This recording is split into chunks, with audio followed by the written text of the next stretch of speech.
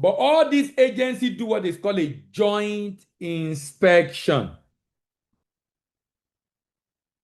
And if the good is found to be in order, they will clear it, allow it to go, and the shipping line can then put it on the ship.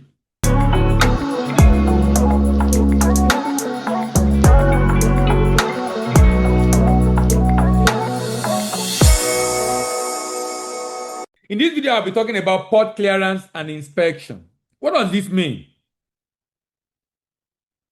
Remember, people can smuggle different things through the port.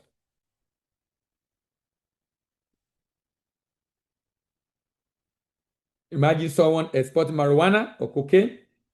If there's no port clearance and inspection, he will be able to ship it out. But because of port clearance and inspection, you have to find a way to conceal it. And in some cases, it can be caught.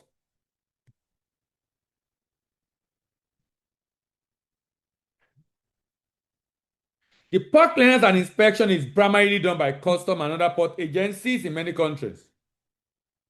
The document you use to prepare your pre-export documentation is what is used here. In Nigeria, for example, you have the NDLA SSS, MPF, you have the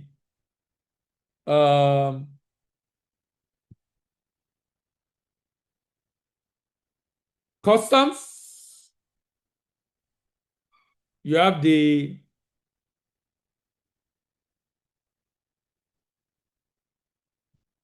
inspection agent.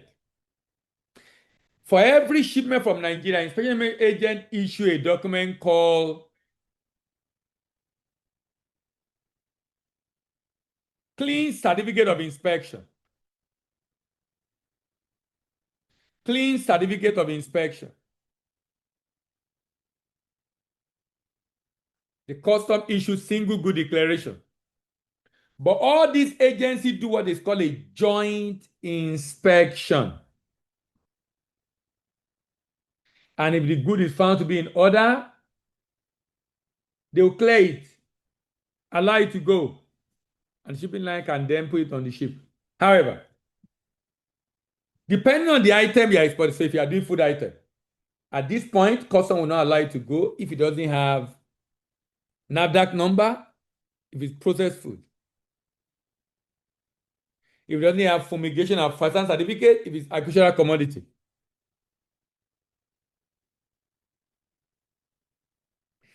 Now, if you are doing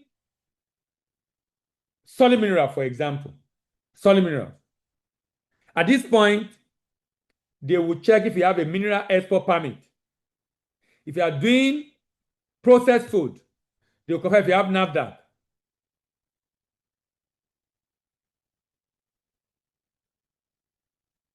If you are doing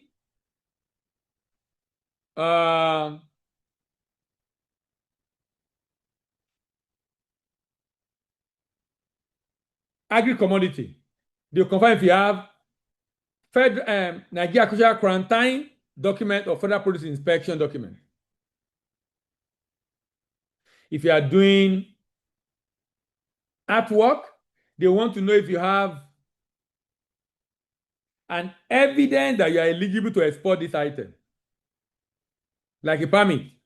So at this point, any product without permit will not be allowed to go. So for example, solid minerals, if you are a miner, you cannot export if you don't have export permit. If you are not a miner, for you to get an export permit, you need to have a mineral trading license, which is valid for 1 year. And then based on that, you cannot get an export permit, which is valid for 1 shipment. Remember, it's all about control. It's all about control. It's all about control.